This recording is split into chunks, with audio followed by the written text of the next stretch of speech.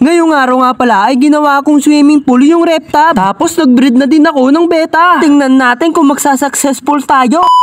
Isang araw, bigla nga palang naisipan ni Tampo na mag-swimming. Subalit wala pala kaming swimming pool pero ako ang bahala. Meron nga pala akong isang bakanteng RepTap dito. Siguro pwede na itong maging swimming pool, panandalian lang. Syempre, aalisin muna natin tong bike and then bubuhatin ko na ito. Sisilipin ko yung gilid, baka may nagtatago na mga daga. Lagi nilang ginagawang bahay yan. Ito nga ay binuhat ko and tinapon ko nga pala kasi may nakita akong ipis. Grabe, ang laki ko na. Hanggang ngayon takot pa ako sa ipis. Grabe, ang laki ko na. Hanggang ngayon takot pa rin ako kay misis. Nung pinakombine ko na ay kinapos pa rin ng kaunti pero okay na yan, meron tayong tagahawag kaya naman nilinis ko na ito. Nakikita ko sa mukha ni Tampo ay excited na siya. Pagkatapos ko nga itong linisan ay pupunuin na namin. Magsasummer na kasi kaya naman uso yung mga ganitong bagay. Sa palagay nyo guys, ang pinakamalapit na beach dito sa Laguna. Wala lang guys, natanong ko lang, bigla nga pala may pumunta dito mga bata. Sabi nila kakaiba daw yung aming swimming pool. Habang naliligo sila, bigla na cravings yung aking asawa. Kaya naman dali-dali kami pumunta para bumili ng lechon. Naku, high blood na naman tayo. Dito ay bumili nga pala ako ng karga ng kanin. Yung kanin, kinarga. Buti na lang, meron pa silang natitirang lechon. 1/4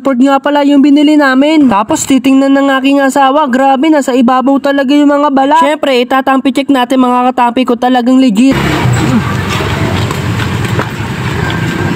Syempre, putok-batok, hindi tayo bibili ng Del Monte. Nestle nga pala ang binili ko. Tapos yung binili ng asawa ko, pampaputi naman sa mukha. Dumaan muna ako dito kala Kuya Franz upang manghingi ng galon. Dalawa lang pala sana ang hihingin ko pero binigay niya sa akin lahat. Siguro pwede na yan, mas malaki kasi yan sa Wilkins. Dito nga pinakita sa akin yung ibon niya na galing sa akin. Grabe, ang laki na agad, kamukha siya ng ina. At sobrang galang niya kasi tango siya ng tango. Yung akin kasi waiting pa kaya hindi pa mapagpalipad ng ibon. Nandito na nga ako sa bahay at bit-bit ko na nga ito mga galon, yung pinagamitan ng swimming pool ng aking anak ay nakatiwangwang lang. Mamaya ayusin ko yan. Dalawa nga pala yung kinuha ko mga katampi at gagawin na natin yung ating gagawin. Susukatin ko na nga kung paano ko bubuta sa mga katampi yan. Ito nga pala yung gagamitin natin. Pagkatapos ng lahat mga katampi, ito yung finished product natin. Kaya naman pili kayo anong pinakamaganda ditong gamitin. Ito nga pala guys, ito yung gagawin kong bubong. Tapos ito naman ay binutas ko lang sa gitna para hindi na matanggal yung bubong. After that, ay ilalagay ko nga sa isang tabi ito. Sa likod ko nga pala ilalagay para hindi magalaw ng mga bata. Kaya guys, ready na yung gagamitin natin kaya puntahan natin yung mga beta natin. After 1 week nga pala mga katampi ay ready na sila mag-breed. Sa palagay nyo, ano magsasuccessful dito? Kung tumama ka, ibibigyan kita ng YKC. Kung Neon ang iyong napili, pakilagay Neon. At ito namang kulay blue ang iyong napili, pakilagay na blue. Syempre, yung pipiliin natin yung top fan and then may Cheryl badge. Lalagyan nga pala natin ng plastic ng yellow kasi dyan na maglalagay ng mga bula at itlog. Ayan guys, pili na kayo kung ano magiging successful. After 1 hour ay binarikan ko itong mga isda. Nakita ko itong kulay blue na babae ay nasa taas, natutulog na ata. Kaya naman hanggang dito na lang.